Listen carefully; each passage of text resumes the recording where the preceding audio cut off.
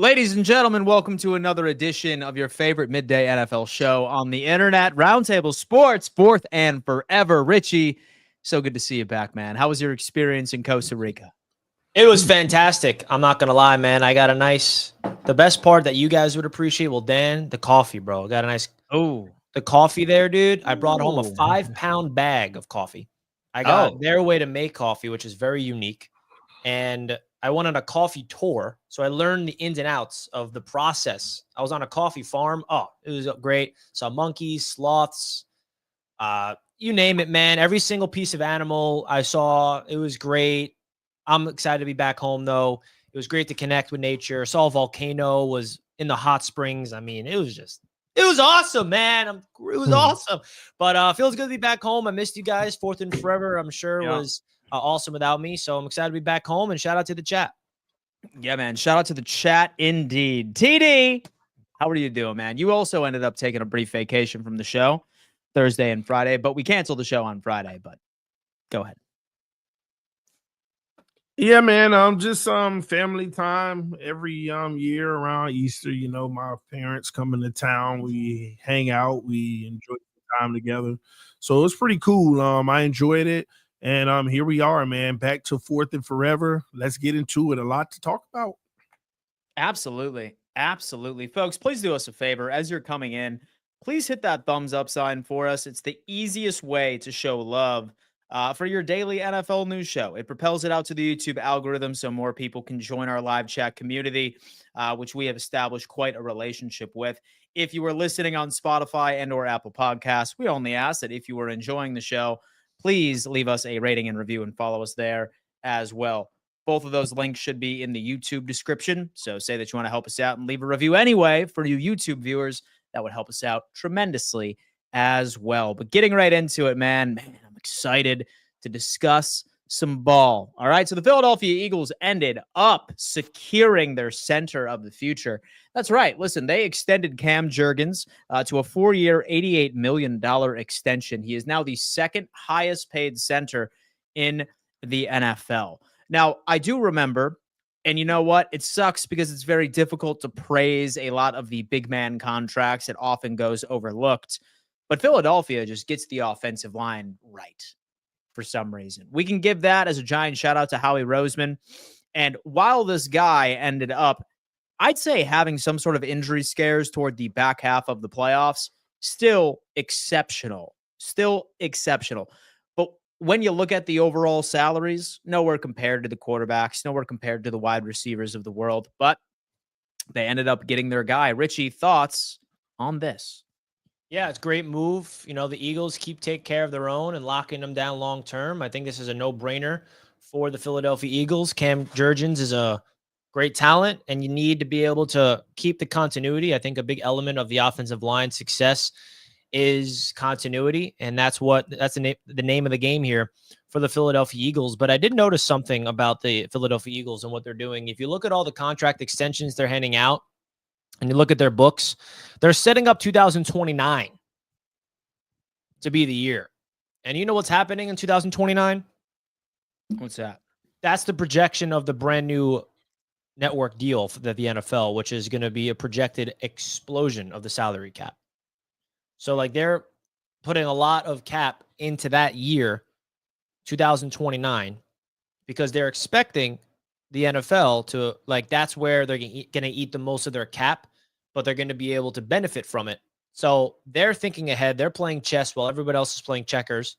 So I do find that interesting. I saw someone bring that up on X, which is, I think, very important to note with this contract extension, that 2029 season is the year that a lot of these NFL teams are going to offload a lot of money into, because that's when the cap space is supposed to really go up. So big deal. Second highest paid center in the NFL now, and it's worth it. And this is just an example of the Philadelphia Eagles being a great organization. Philadelphia Eagles, the rich keep getting richer. And you do make a great point about that 2029 year. So now, folks, if you ever see any quote unquote, oh my God, they overpaid this guy, the front offices are playing chess while you're playing checkers. TD, thoughts on this? Yeah, man. Yeah, this is what you need to do. You just won a Super Bowl, so you don't want to take that for granted or take it lightly. You want to continue to see if you have an opportunity to keep making that happen. You got to bring the immediate core back, like the heavy hitters, and this is one of them. 4 years, $68 million extension. That's pretty dope for Cam Jurgens. When you really look at the money here, that's about 17 a year, and you got to invest in the O-line. You got to invest in the trenches. Why? Because you have a quarterback that's worth investing in. Okay.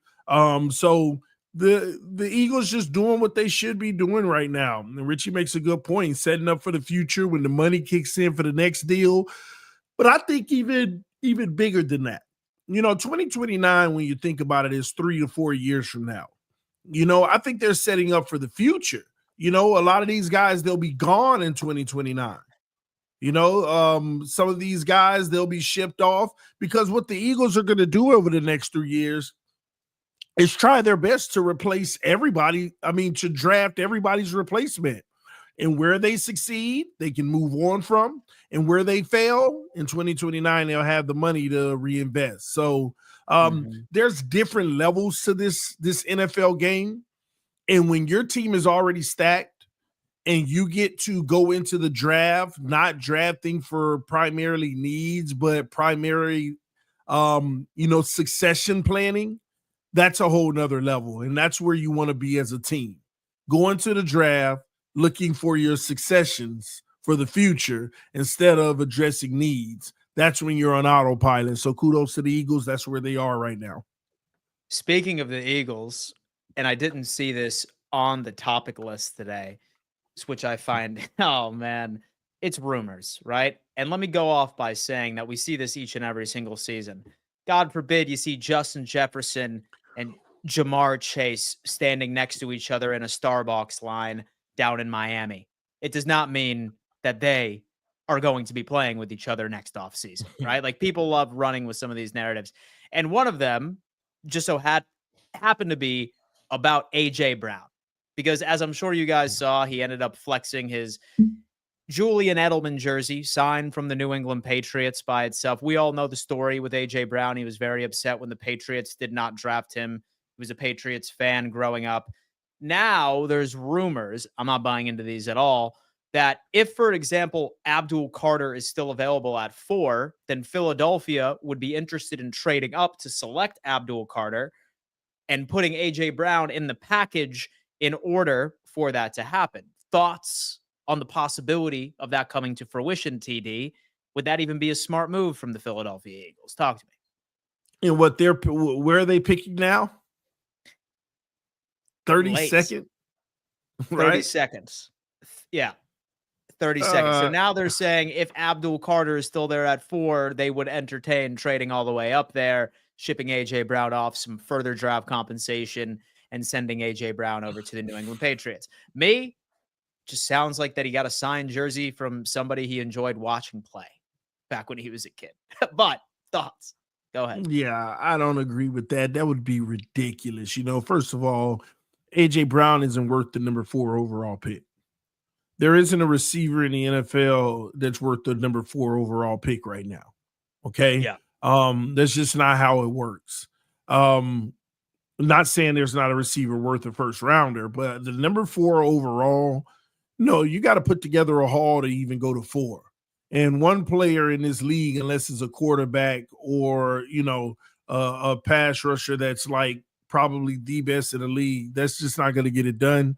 So I don't see any merit in it. But in Abdul Carter for A.J. Brown, what are you doing at the wide receiver position here? Are you Devontae Smith in his solo and going young? No. You don't do that. I mean, A.J. Brown is a massive part of this organization and what he brings to the game for that team. His skill set is unique, and it's a perfect blend for the weapons that they have. So you would need to replace that with the ideal guy just like him, and they don't come often like that.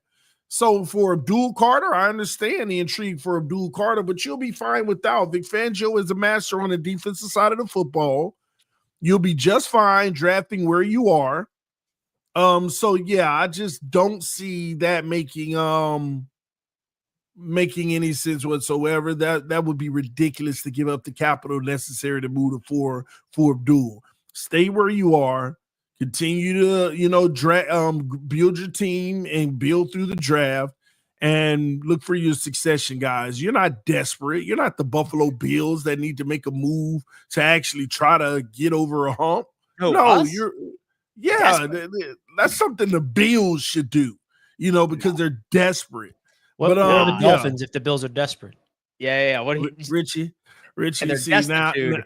now I know why we had a good time last week. We didn't have. Yeah, really. I hope there's everywhere. a Dolphins topic now that I'm back, because we got to talk about this.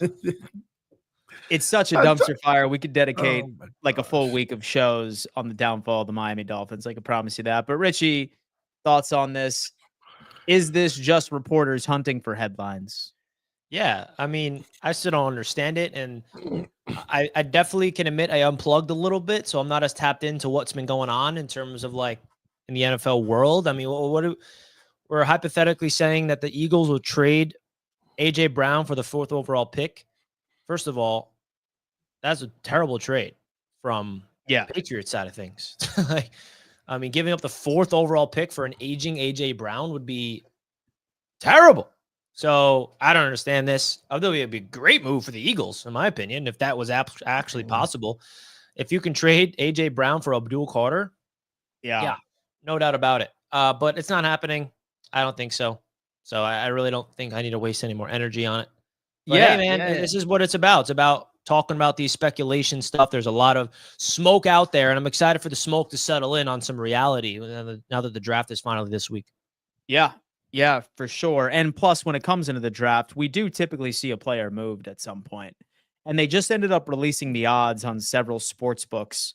And here are some names that I would say have somewhat favorable odds to be moved. One is Jair Alexander at plus 400, Mark Andrews at plus 500, Trey Hendrickson at plus 500, Jalen Ramsey plus 600, Kirk Cousins plus 800. We have Anthony Richardson as a 10 out of 1, which is crazy. It's a part of the books here, folks. And these names are starting to get more and more sort of unlikely, but still a possibility. Dallas Goedert, Will Levis, DeAndre Swift, Breece Hall, Kayvon Thibodeau, Tyreek Hill, and Micah Parsons is a 50 to 1 odds. Did any names stand out to you?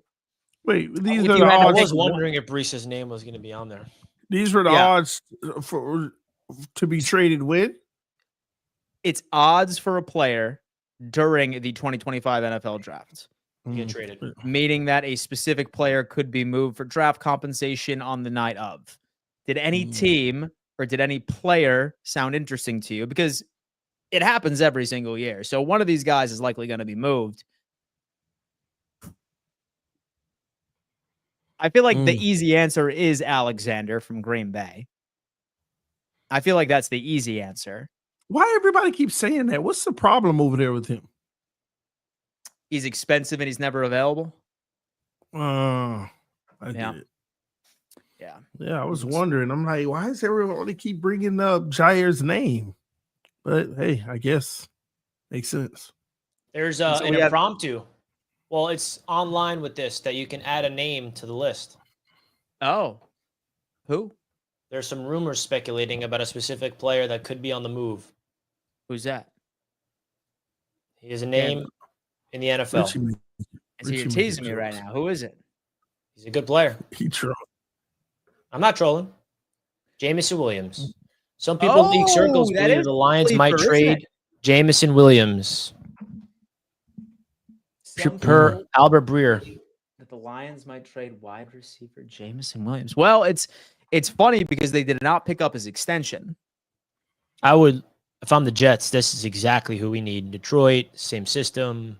We need a speedster next to Garrett Wilson.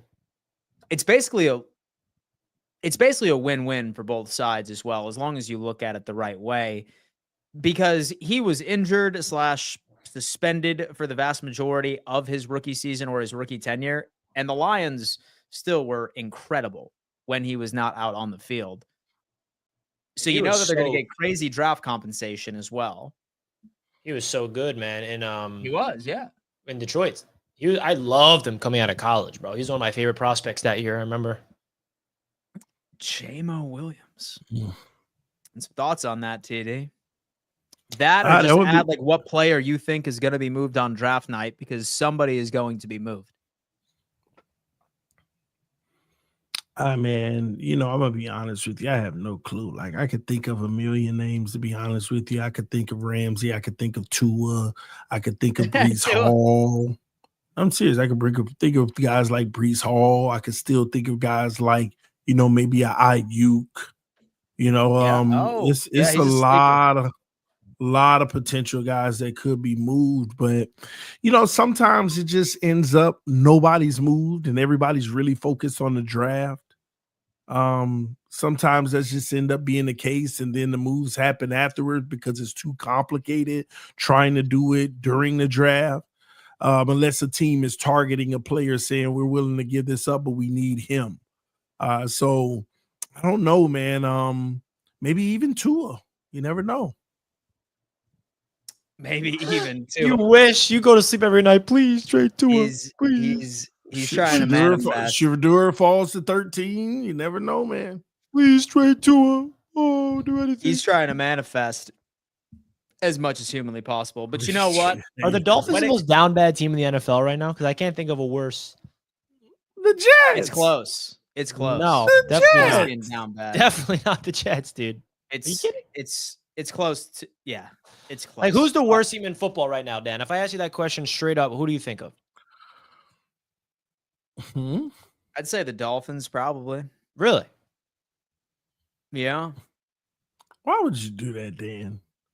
I'd say But who do you think's gonna have the Not the least amount of worst. wins this season? No. You think the Saints are better than us? No. But that's you the point. I think think Tennessee is better than us. You think that's why I teams asked like that that? question, though. This is why I asked that question because, the Dolphins are better, but I still think the Titans and the Saints are set up for more success down the line than the Dolphins are. That's why I asked that. As far as worst record this year, man, it's tough. It's tough to say. It's ridiculous. It's tough to You're say. screwed, but do not man. be surprised when the Dolphins have the Saints worst and the record in Tennessee the Titans AFC. are trending towards something. What are the Dolphins trending towards? But don't be surprised if the Dolphins finish dead last in the AFC. I won't be. Don't be surprised if that was the case. But we're not hey, not in a good place, but I can see us potentially finishing first in the East, depending on if Buffalo falls off or not. Last year I think was our best opportunity to fall You're off. depending on Buffalo to fall off in order for you to be successful. That shows how much of a loser mindset you have. Oh, damn. Oh, damn, dude. Jabs in here. But anyway, Sorry, not Mr. Nice Guy like Colby or anybody. Sorry, TD, but I'm back.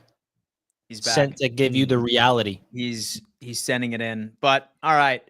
So another team is threatening to trade up, or rumors are spiraling that they are strongly considering doing. All right. And that's the Denver Broncos. Apparently, across the league, they are thinking about moving up into a relatively high draft pick situation. And my question here is, who would that be for? I can go on ahead and I can tell you that this team has not had a running back to surpass 1,000 yards since 2019. So perhaps they're going for a running back. I don't know. What are the Broncos cooking up? Richie, talk to me. Yeah, I think this could be for Ashton Genty. I think if there ever was a running back to trade up for, it's Ashton Genty. And they're an offense that looked prolific last year with not a lot of talent. I mean, who was the starting running back last year? Devontae Williams. And, they don't really have a lot of talented guys, but they're still very successful. Who's their wide receivers to be excited about in Denver? Like Cortland Sutton and Mims. Like, they don't really have playmakers, but they still succeeded. And I think a lot of that had to do with the coaching. I would absolutely trade up either for Ashton Genty or even trade up for Omarion Hampton. Not super high to trade up, but if Hampton's sliding and he's your guy, you have to trade up to like 14 range, 15 range to snag him. I think getting a top tier running back would benefit the Denver Broncos immensely. And I think it'll be too much of a relief though. Aren't they picking like 20 or 21? Like they would have to give up a lot to go all the way up to the top 10. That's where I feel like it may not be worth it. The price to go all the way up to the top 10 to get a running back, but them getting a Genti would spark fear in a lot of people for sure, because they are an elite running game away from the AFC. So I'd say within the AFC West, because we regularly talk about like what team in the AFC West has the best opportunity of challenging the Kansas City Chiefs right within that division. And we've already said that we think they have the best defense in the NFL, especially with their free agency acquisitions this year. But then add a guy who many are saying is a 1,500-yard running back year one, like once he's in the league, something Denver hasn't seen in quite some damn time. That is B-Mac! wild. Shout out to B-Mac. 10 Roundtable Sports memberships.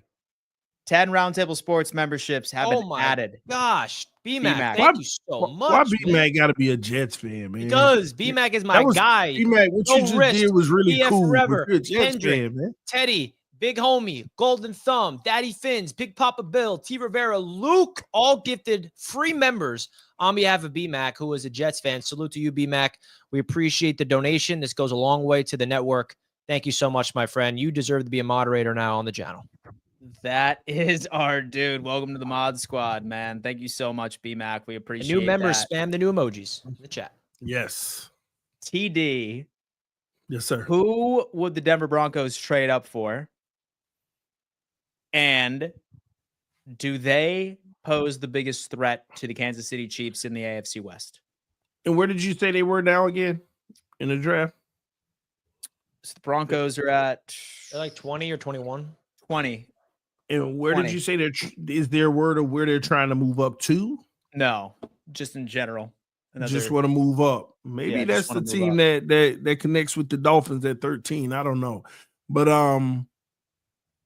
yeah, I mean, if you look at it, you got to see if you can get one of those top receivers coming out of the draft and make sure you give your franchise quarterback, at least you believe he's headed that way, all the right weapons, or you give a quarterback their best friend, a run game, and Genti could be the guy that you're trying to attack, because I know that's how the coach operates. He wants to run the football, play defense. So if they are trying to move up, that's what they would be targeting. If their guy is on the board at a reasonable spot where they don't have to give up full haul, like moving down 15, 14, 13, 12, 11, yeah, that's what you got to attack. That's exactly who you need to attack. Man, I am loving it. Dan, and I got to tell you what, I am sitting. Boy, Tony. Yeah. But Dan, you know why I'm here. Gotcha, bro. Hey, you know what? We got to start reevaluating Tony. If that's the only reason he's here, Tony, you got a little violent streak, man. No. Listen, man. Hey, listen. You got to give the people what they want. But you know what? Like this topic, I was actually really looking forward to talking about it because Richie was on vacation. It was Aaron Rodgers, and he was discussing the conversation he had with Muji and then also Aaron Glenn. And he unfortunately had to fly out there on his own dime. Okay. Sorry, dude. Like, what did that cost you in the grand scheme of things, fool? Like, that's like a... That's unfair. That's unfair. It's like a 99-cent iced tea to you, man. Like, I'm gonna be taking Aaron Rodgers' side on this already. How come you're not covering my flight to Green Bay? Yeah, it's it's anyway. Good. Richie, it's expensive, Richie. It's all right, Richie. Thoughts on the final conversation between Aaron Rodgers and Aaron Glenn and Darren Mucci? Yeah, I made a video on this, and I said this is the last time I'm ever talking about Aaron Rodgers with the Jets ever again, but then I forgot about this show. So here we are. But listen, I mean, last time. Yeah. Listen, man, the reality is this: Aaron Glenn this is who he is. He does not mess around, and he went with the approach of ripping the Band-Aid off. He's not going to beat around the bush. And let me say this: what's worse, flying Aaron Rodgers out, or telling him to fly over and have that conversation the way that it happened, or telling him over the phone? The Jets were not in a win-win scenario. It was a lose-lose from an Aaron Rodgers perspective. If they called him and said, "Yeah, we're cutting you," Rodgers would be like, "Oh, dude, they did it over the phone. The audacity!"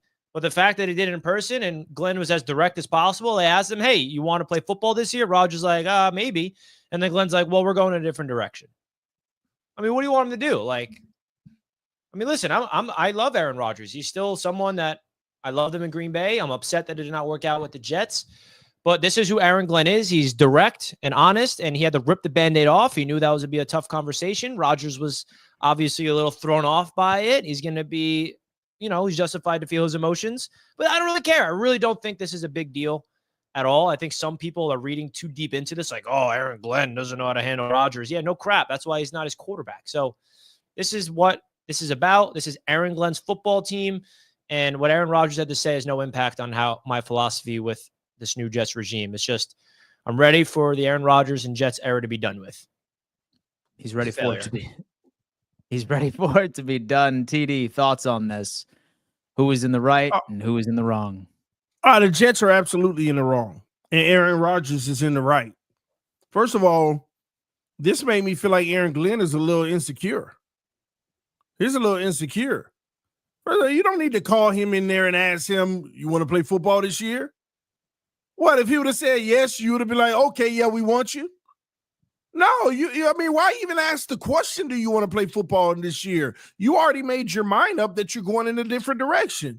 You could have given him a phone call. Hey, man, I just want to let you know we're going to decide to go in another direction. Oh, TD, if they did over the phone, it'd be even blown up even worse. No, because at the end of the day, the relationship can never happen over the phone. Yes, it can, because they were never dating. Aaron Glenn never dated Aaron Rodgers. He never dated him. So at the end of the day, he could have let that man know, yeah, we're going to go in another direction. Is there any way you would like us to put it out or whatever it may be? You don't got to call that man all the way there and waste his time. And his time is valuable. This isn't about paying for a plane ticket. This is about wasting my time to come in there for you to tell me no. I'm trying to get to know you. And let me tell you what struck with me. This is why I say Aaron Glenn might be a little insecure. This man literally said, at least Aaron Rodgers said that, and I believe Aaron Rodgers, he said, I don't want to be giving instruction and people are looking back at you. What? What are you worried about? Or this is what they're telling people in the organization, that everybody was looking at Aaron Rodgers and not the coach and not the general manager. Exactly. Aaron Rodgers was running everything. Well, guess what? Well, guess what? You can't handle that, Aaron Glenn. You can't come in and let Aaron Rodgers know this is what was told to me, and I can't have that.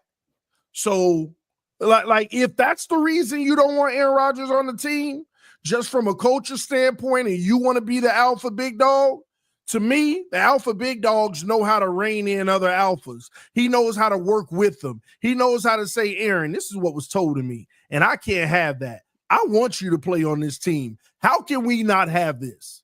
How can we make sure that people aren't looking like you work with them? Like it just rubbed me the wrong way. It felt a little off.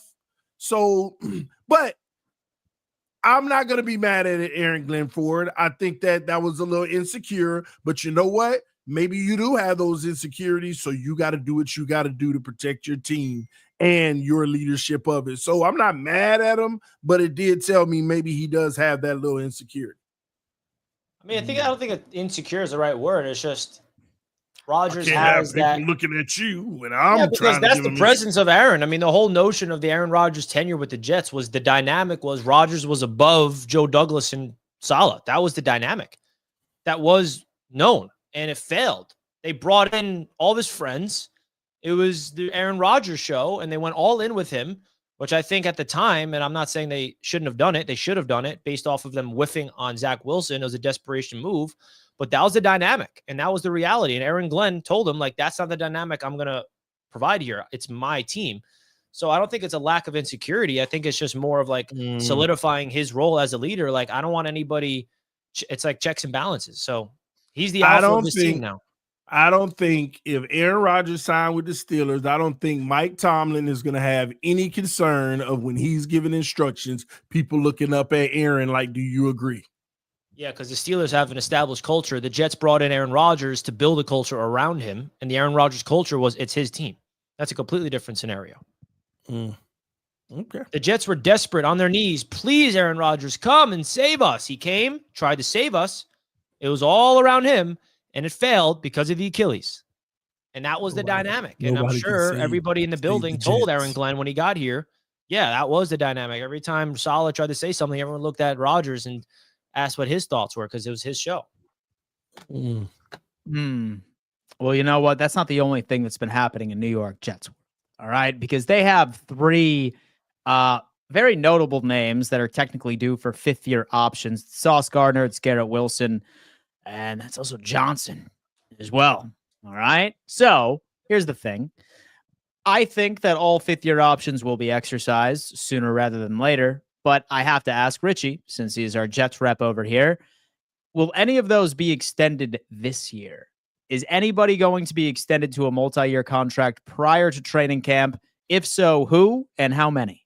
Talk to me. I'm excited about this. Darren Muji, our GM, talked to the media this morning, and he was asked about exercising the fifth-year options, and he said that they're exercising all three. If you guys remember, in the 2022 draft, the Jets came in with 3 first-round picks, Sauce, Garrett, and Jermaine Johnson, and he said we're exercising all 3 of them, which is music to my ears and expected. And it's a great move. Now all 3 of them are locked up on this Jets team for 2 more seasons. Breece Hall, some people wondering how come Breece's fifth-year option wasn't picked up. Well, that's because he was a second-round pick and it was not a first-round pick. So he's entering a contract year. I do expect the extensions to begin with Garrett and Sauce this summer. I don't think they're going to engage with a Jermaine Johnson extension just because he's coming off a torn Achilles, and I'm sure they want to see what he looks like after that injury before they commit to him long-term. But I think Darren Muji was asked this question too about an extension for Sauce and Garrett, and he said we're going to keep those conversations in-house. So he didn't really give us anything about that. I think a good thing about Sauce and Garrett that I love is that they're both present in the off-season workouts that are completely voluntary. How many times in the NFL have we seen players eligible for contract extensions, looking to get paid, not show up for voluntary stuff? It's all over the league. And the fact that both Garrett Wilson and Sauce Gardner are in attendance to show up for the team, show up for the brand new head coach of Aaron Glenn, that tells me they're all in. And that just makes me want to extend them even more. They're not divas. They're not like, I ain't showing up to work out until you pay me. Like, they're not that type of individual. So it shows me who they are off the field, and it makes me want to extend them even more. I think there's a world where the Jets lock them up both by the start of week 1. I think it's going to happen like around training camp in like August, if it were to happen for Garrett and Sauce, but not Jermaine, just because of the injury. So if you were to prioritize any of these guys for an extension right now, TD, who would you do? Garrett Wilson, Sauce, or Jermaine Johnson? If you could only pick one. Garrett Wilson. That's a no-brainer for me. Really? Garrett Wilson is the one. Jermaine Johnson's he's a close second. Sauce, I wouldn't. I think you might have a bust on your hand. A guy who made All-Pro and all that stuff early on and will never be the same because the league has figured it out. Just make sure you tell the ref, watch for holding. But yeah, I don't think Sauce is as good as a lot of people do. I know they rank on me for that. They think, oh, you're just trolling. I just honestly don't. He's a good corner, but he is not what people think. And I think that's going to continue to show for years to come. But they're going to pay him and regret it. They're going to regret it. And they're going to wonder if we can get Sauce back to what he was when we first brought him. That's going to be the story of his career moving forward. And eventually they'll end up trading him. And he'll still be valuable because the team is always going to hope to get him back to that form. But that form was a sham to begin with. A lot of non-holding calls and stuff like that. So, yeah, I would prioritize Garrett Wilson. Some harsh words right there. Some harsh words from an AFC East divisional rival right here. But 2-time first-team All-Pro. But hey, you know what? So we're looking at the draft right now, which, by the way, great announcement. Great announcement. Roundtable Sports is going to be at the draft.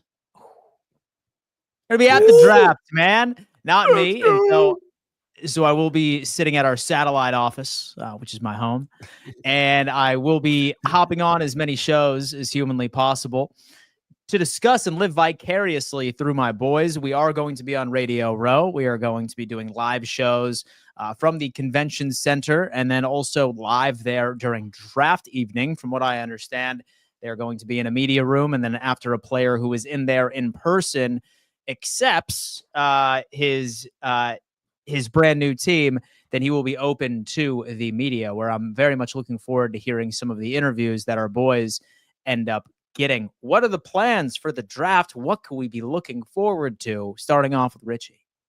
Yeah, man. I mean, listen, this is our first time doing it.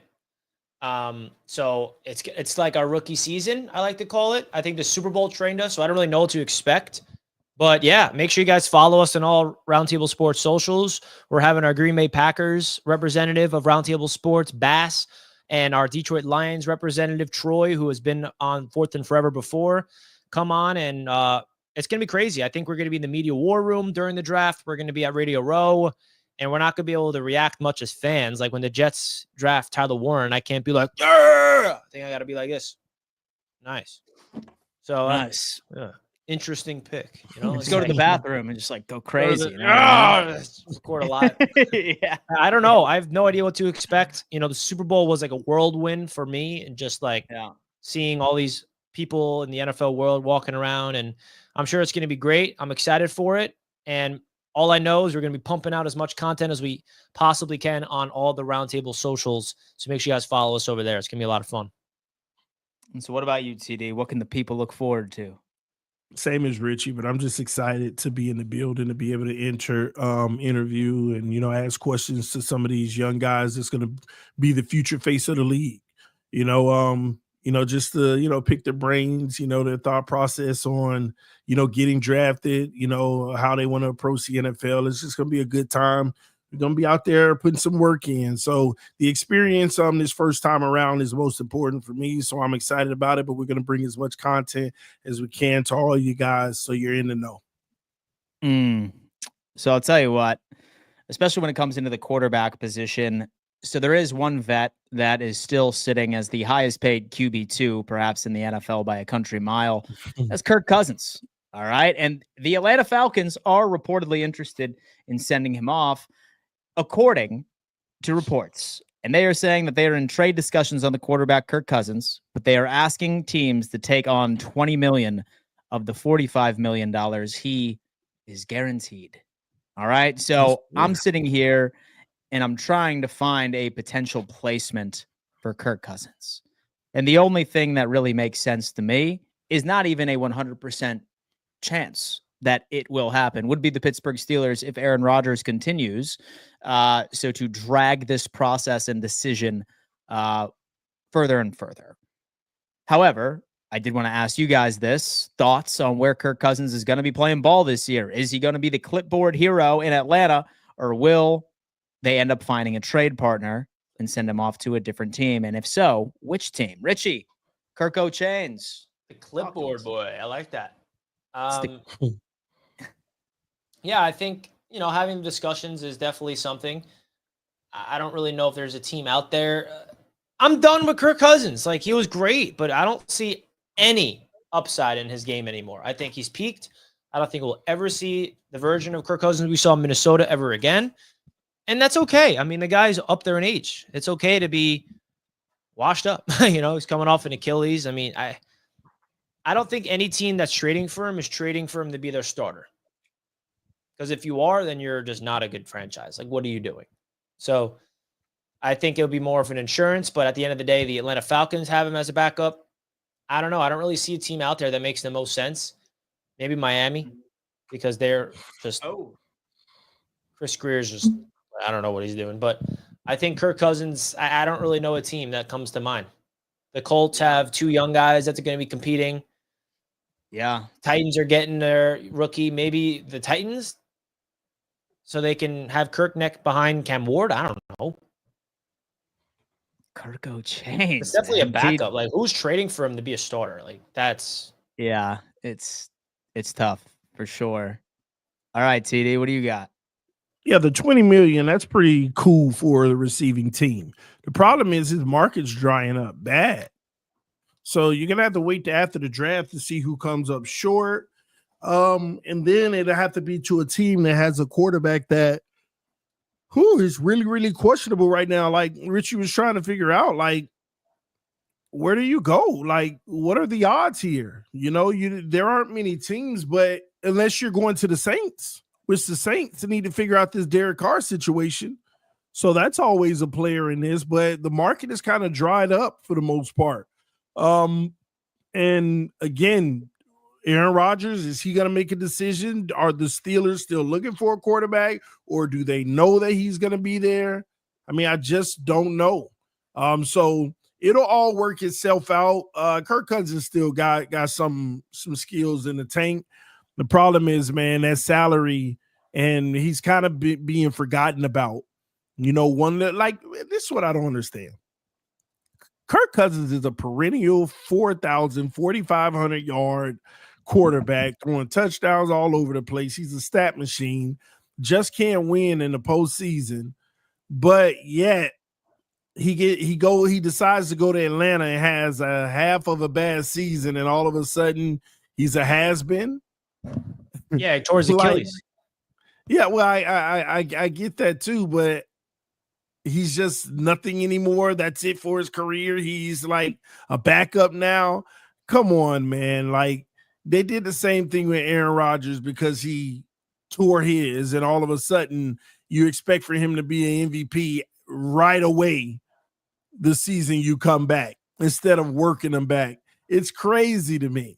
But hey, it's the way the game goes now. So time will tell. Kirk Cousins, he'll find a new home. I don't think it's in Atlanta because remember, it's not just about now. You got training camp, things happen. Somebody need a quarterback, the trade deadline. Yeah. He will not be a Falcon all year unless something happens to Penix early. It's probably the safest way to look at it. Like on draft night, probably not. But say, for example, that someone loses out on a QB by week 2, week 3, that's what I could see it actually be put into motion. Like where a team that on paper could certainly be competing for a playoff spot would like to take a flyer out if that was their only option. Dan, I got a question for you. Please. You have 5 seconds to answer. How many like buttons do we have smashed on this show? Guess. Not enough. Somebody guessed 32. 42. 42. We need at least 100 in every show, man. Folks, listen, easiest way to show some love over here is just simply to hit that thumbs up sign for us. It helps propel it out to the YouTube algorithm, helps us out tremendously, man. We want to build our live chat community. We see that you guys have a hell of a lot of fun in the live chat. Let's continue to grow it. All right, thumbs up, baby. Thumbs up, folks. That's going to have to do it for another edition of Roundtable Sports, fourth and forever. I know Richie has to get packing, and so does TD. Dress warm, boys. Green Bay, Wisconsin. I can't imagine it's going to be too warm out there for these next couple of days. But Richie, any final thoughts before we send our lovely audience off? Talk to us. Shout out to everybody in the chat. It feels good to be back home with you all. Right when I get back home, I'm all settled in. Nope, going to Wisconsin next. Okay, so wish me luck on that. I got to figure out how I'm going to survive, but I'm just joking around. It's going to be an amazing time. Make sure you guys follow us over there on Roundtable Sports. I'll be flying over to Green Bay tomorrow morning. So wish me luck, landing in Milwaukee, renting a car, driving up to Green Bay, settling up. And, I'm probably not going to make fourth and forever because that's while I am traveling. So we're going to have to figure that one out. But this is a peak week for fourth and forever. So we got to figure out how we're going to do that. This is a peak week. So appreciate you guys big time. Hit the like button on your way out. Love you guys so much. And let's go Knicks, baby. Playoffs. That's what you got, TD. Yeah, man. We're going to be traveling. And Richie, I just found out it's going to be raining Thursday in Green Bay. So, yeah, cool and raining, Not really. I checked. Well, that's what it shows me. But anywho, here we are, ladies and gentlemen, fourth and forever in the books here on this Monday. Tuesday will be here tomorrow. Hey, Dan, I asked, are we going to do a mock? A mock draft on fourth and forever? Yeah, the draft. Final mock draft? Yeah, you know what? In fact, we could do it on Radio Row. How about that? Ooh, sweet. On Radio Row on Thursday for the Thursday edition while you guys are busy at work, like doing your thing. We will have a final mock draft leading up to the evening. I'm looking Let's forward do to it. it. Guys, Thanks, Nate. thank you so much for tuning in to another edition of Fourth and Forever. We will see you next time.